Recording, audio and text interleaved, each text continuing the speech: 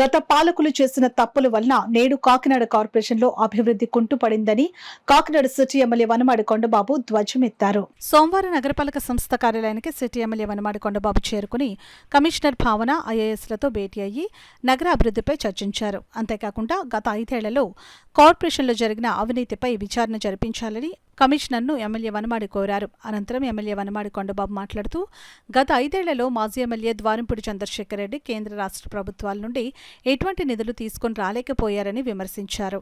MLA వెంట TDP నగర అధ్యక్షులు మల్లిపూడి వీరి, మాజీ కార్పొరేటర్ మమ్మీ బాలాజీ, నాయకులు తుమ్మల రమేష్, గదుల సాయిబాబా తదితరులు పాల్గొన్నారు.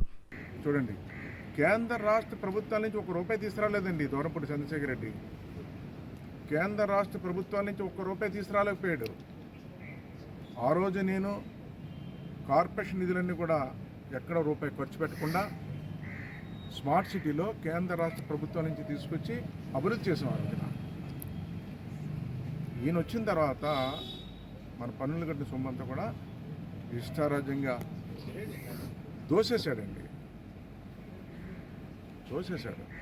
స్మార్ట్ సిటీలో మేము పనులు చేసేస్తే ఆ చేసేసిన పనులే మళ్ళీ చూపించి కార్పొరేషన్ నుంచి బినామీ పేర్లతో బిల్లులు తీసుకున్నాడండి. ప్రజలారా, కాకినాడ ప్రజలారా, అదేవిధంగా చూసుకున్నట్టయితే మనం ఇల్లులు కట్టాలంటే ప్రజలకి అది ఫిల్లింగ్ చేయాలనే పేరుతో కొడావళ్ళ సొమ్ము, మన కార్పొరేషన్ సొమ్ము 16 కోట్లు లాగేశాడండి. 16 కోట్లండి. ఏమండి, రాష్ట్ర ప్రభుత్వం ఇచ్చేటప్పుడు ఇల్లులు రాష్ట్ర ప్రభుత్వం ఖర్చు పెడుతుంది, వాళ్ళు ఇస్తారు అన్నిటి కూడా. ఆ స్కీమ్ వేరు.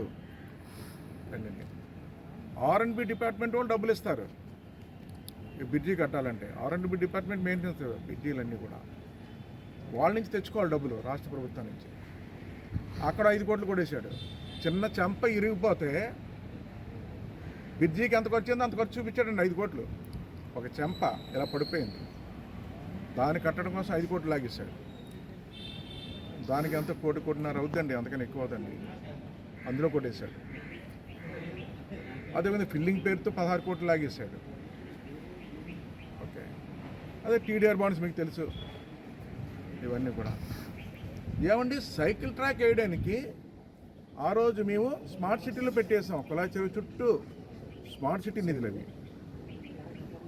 ఆర్టీఓ ఆఫీస్ దగ్గరండి కార్పొరేషన్ నిధులు 4 కోట్లు తీసాడండి సైకిల్ ట్రాక్ వేయడానికి. నిన్ను ఎవరు అడిగారండి? కాకినాడ ప్రజలు అడిగారండి నిన్ను. ఉన్న ట్రాక్ ఎలా వాడుతున్నారో చూడాలి ముందు నువ్వు. కులా చెరువు ద్వారా నామ్స్ ప్రకారంగా స్మార్ట్ సిటీలో ఉంది కాబట్టి వేసాం. ఆ రోజున సైకిల్ ట్రాక్ చూపించమన్నారు వాళ్ళు. ఒక సిటీకి ఒక సైకిల్ ట్రాక్ కావాలంటే వేసాం. అసలు ఆ సైకిల్ ట్రాక్ వాడుతున్నారో లేదు చూసావు నువ్వు, చూడాలి ముందు. అది సిటీ మధ్యలో ఉన్న సైకిల్ ట్రాక్నే యూజ్ చేయట్లేదు. మళ్ళీ నువ్వు వచ్చి సపరేట్గా ఒక సైకిల్ ట్రాక్ అని పేరు చెప్పి 4 కోట్లు తీసేసుకున్నామే. ప్రజలారా, కాకినాడ ప్రజలారా, చూడండి ఎలా మోసం చేశాడో.